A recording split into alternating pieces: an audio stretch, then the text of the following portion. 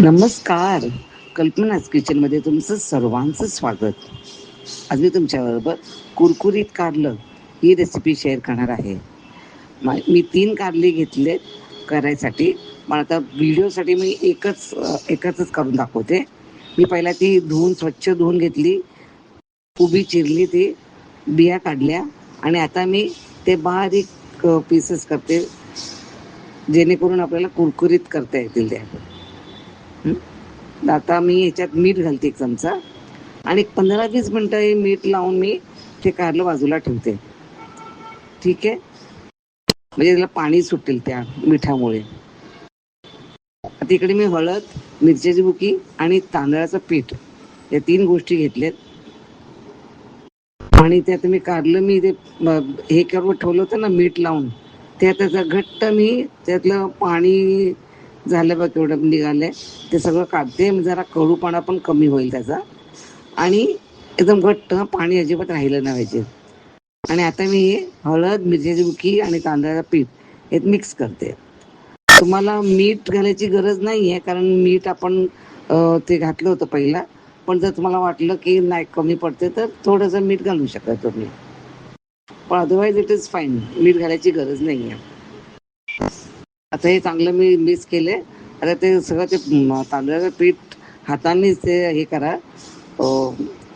असं चाळणीसारखं आपल्या हाताने हे केलं तर काढा ते तांदळाचं पीठ आणि मग ते तळायला ठेवा. हे डीप फ्राय लागते हां, तुम्ही शॅलो फ्राय नाही करू शकत. हे डीप फ्रायमध्ये एकदम छान कुरकुरीत होतात. मला असं कारलं एवढं आवडत नाही, पण हे कारलं कुरकुरीत कारलं मी खाते जेवताना. आणि फक्त ह्याचं काय आहे की तुम्हाला लगेच ते केल्या केल्या खायला लागतात, नरम झाल्यावर मजा येत नाही.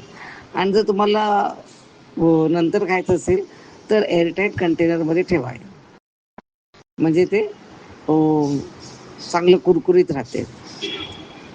कारलं तर आपल्याला माहिती आहे किती औषधी आहे, डायबिटीजसाठी छान आहे, आपलं ब्लड शुगरचं हे कंट्रोलमध्ये ठेवते.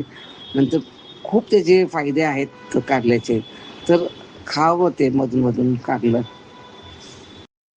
आता माझ्याकडे हे मी कारलं तळत होती त्या दिवशी, माझ्याकडे माझ्या मुलाचा मित्र रायन तो आला होता आणि त्याला मी सांगितलं ये बाबा घे कारलं खाऊन बघ चांगलं झालंय का.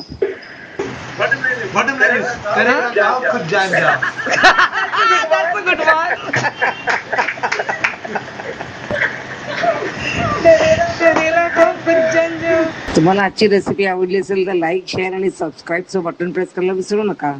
व्हिडिओ पाहिल्याबद्दल धन्यवाद.